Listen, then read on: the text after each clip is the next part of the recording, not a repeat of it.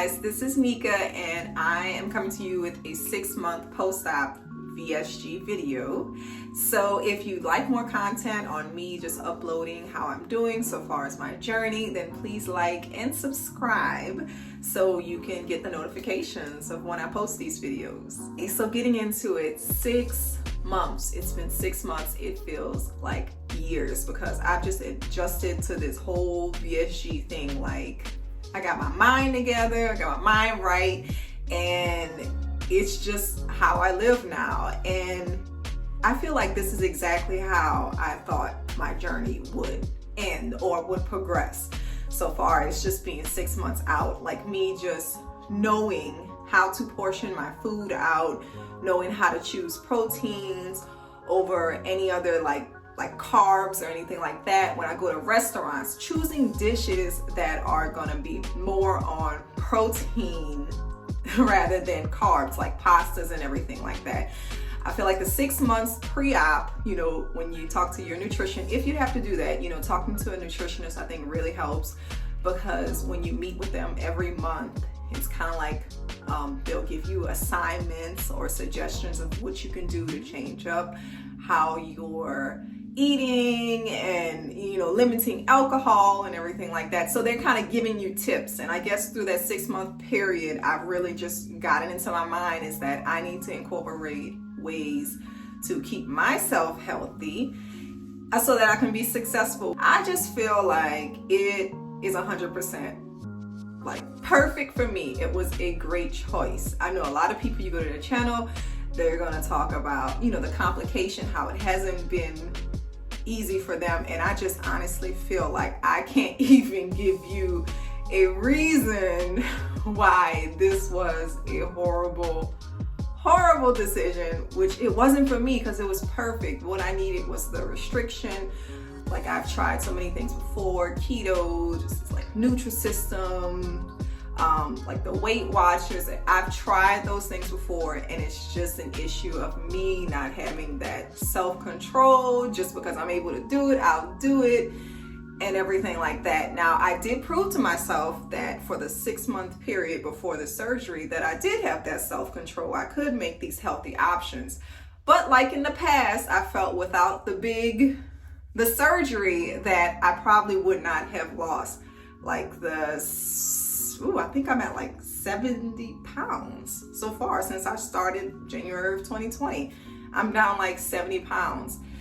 I lost 25 pounds pre-surgery, and then now I'm at like 45 pounds post-surgery. I'll try to post like the stats somewhere. I guess this is a nice area to post my stats, but I started off January 2020 at 261.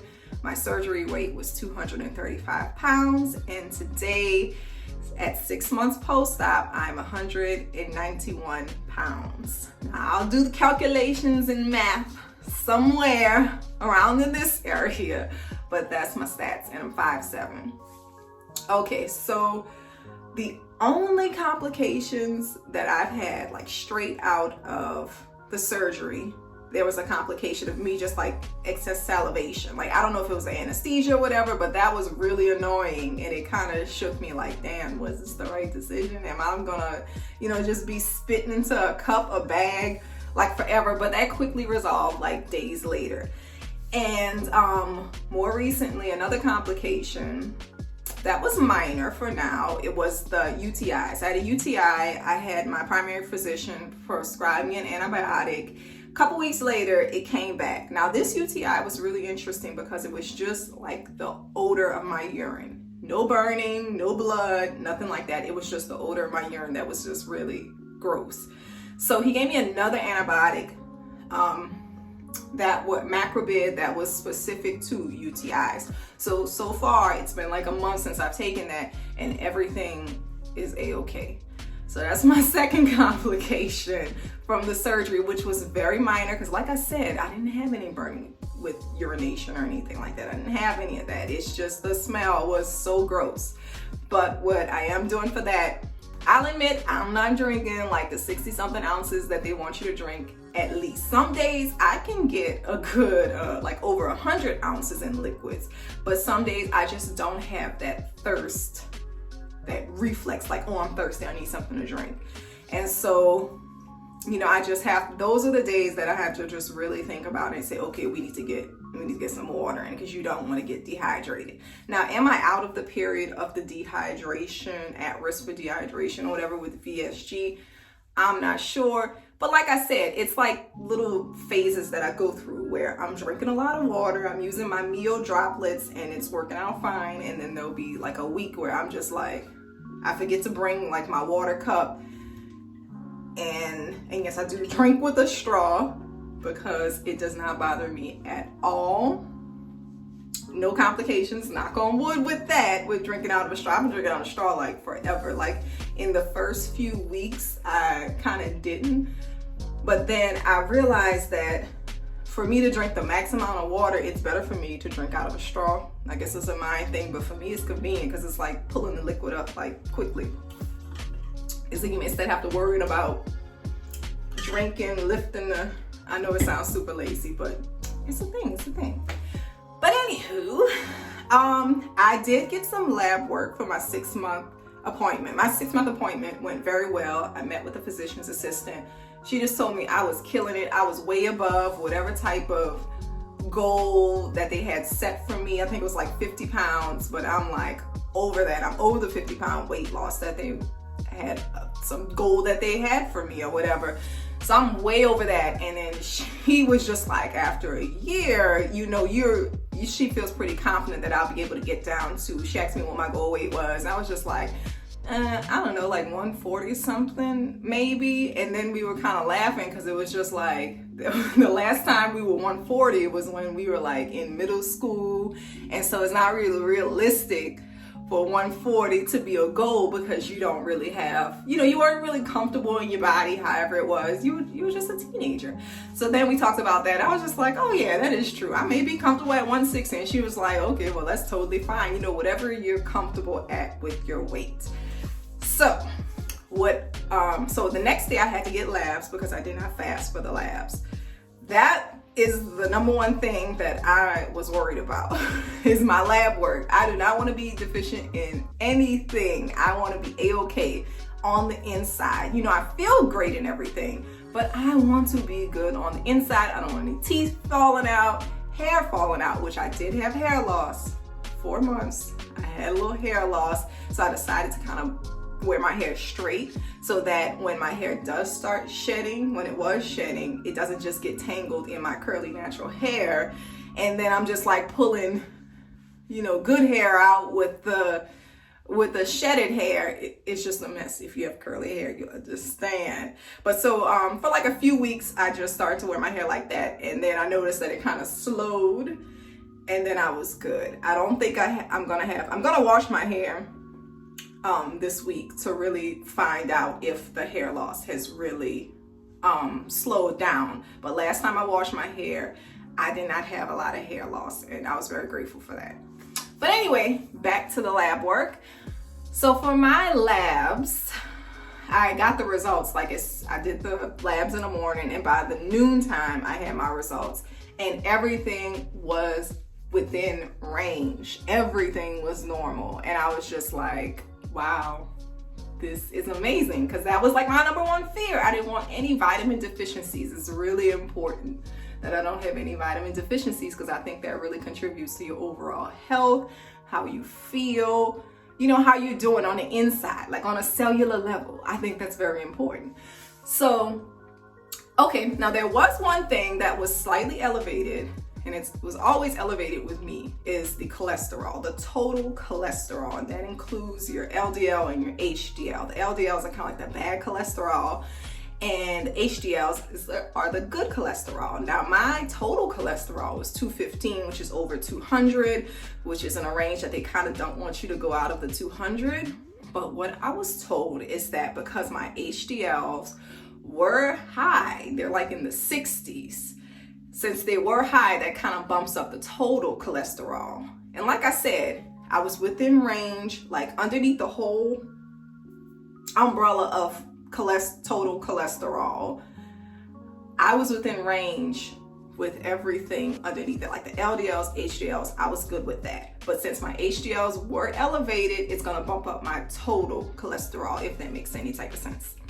Anywho, so that was it. Now, what I did notice, I'm in range for vitamin B1, but I compared the thiamine, B1 thiamine, I compared that vitamin to what my previous, like pre-op levels were, and it is lower.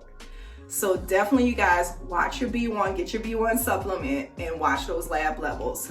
Like I said, I'm in normal range, but I want it to be in like a high normal range. I don't want it to be close to being deficient. And vitamin B1 is very important because a lot of people who get the sleeve, since they're not intaking a lot of food, their body is not absorbing this vitamin. It's very important. It has like neurological effects if you're deficient in it. There's a disease called beriberi, and that's when you're like totally deficient in B1 thiamine. And you definitely don't want that because you'll have like all kind of neuropathies, like just a lot of nervous system issues. And we don't want that. We're looking good. We don't need to feel like crap. So please take your B1. Now for my, in my booklet, it was recommended that I do 50 milligrams a day. This is 100 milligrams. I've been taking this every other day. And since my thiamine was decreased, I want to go ahead and just take this 100 milligrams every day because something's going on to where my body's not absorbing B1 and I want to get to it. I want to get to it. So this is going to be like one of my daily vitamins. I'm also taking vitamin D. My vitamin D levels were great. If y'all looked at my first video with the labs, I was deficient. Insufficient funds on the vitamin D, but I was able to bring that up after they gave me my prescription vitamin D. I got levels drawn and I was still under the normal range for vitamin D. So what I figured is that my body vitamin D is just not, even with the sun being being outside in the summertime, taking my walks and everything, it still was not enough. So what I do is just take 10,000 units every day. And I will say on the weekends, I'm kind of lax on my vitamin taking on the weekends. I'll do my calcium and vitamin D3 Celebrate Soft Chews. But so far as taking like the bariatric fusion multivitamin with the iron, my iron level was normal finally. But these are the multivitamins that I take, and it's just one capsule of this. I'll take my vitamin D. I'll take my B12 twice a week because this is a strong dose. 2,500 mics is really strong. So I'll take this two times, like a Sunday and a Thursday. Which nothing can go wrong with you taking too much B12. But like I said, I think I was on the lower side of normal with B12. So I started, taking that seriously. And the B1. So this is basically what my daily regimen of vitamins would be. And you don't have to take them all in one sitting. If you want to get it out the way, you can take it all in one sitting. But also B12 twice a week. But, just kind of look at your vitamins, see what the bariatric recommendations are for vitamins, and then just kind of make your own regimen. I got these off of Amazon because they're cheaper than even going to CVS. CVS usually runs special where it's like buy one, get one free, everything like that. But when I was on Amazon, I found the D3 for cheap. And this was like $4 for 100 B1 tablets. So it's like a 3-month supply right here, B1, if you take one a day. So with that being said, I love checking my labs. As you can tell, I got really excited on that part of the video. But like I said, I want to make sure I'm good from the inside out. We're not just doing this to look good. That's just the extra added benefit, but we're trying to get healthy, trying to live longer, make sure we got our lives together, inside and outside, doing good. All right, guys, thank you so much for watching this video. Like I said, like the video. If you agree with any part of this video, like the video. Also subscribe. Give me some suggestions or questions that you have for me. I know I'm kind of like one of the annoying people who just love the surgery so much and found so many benefits or whatever. But just let me know in the comments section how your journey is going. If you're post-op, pre-op, or whatever, just let me know. I'll drop some encouraging words for you because I want you to succeed. I think everyone can succeed, but you just have to educate yourself. You have to know what's important for you. You have to make it work for you. All right, guys, thank you so much again for watching. Have a good one. Bye. All right, just a video how my belly looking. Look at those wings. Woohoo! So you can definitely see my scars. I have not treated any of my VSG scars at all. So, you know, they're kind of dark. They're obvious. This is me playing around in the kitchen. So that has nothing to do with VSG. I don't think they went through my belly button because like the other incisions, you could kind of feel a little soreness. But when I touched my belly button, I couldn't feel anything. So I don't think they went through my belly button. I think they just went all around. And I think they pulled the stomach out of this one because this one was really, really sore, the sorest of them all. So I think they pulled my belly out of there. But you just see little dots, and I do not use anything on my stomach. I have no plans of doing a two-piece situation. But here's my little belly fat. Will I get a tummy tuck? Probably not. I mean, I just, when I see them doing the tummy tucks and stuff, and then just the thought of somebody going in doing all of this, just jigging, jabbing all of, I just can't. I can't with it. All right, guys, well, that's my belly.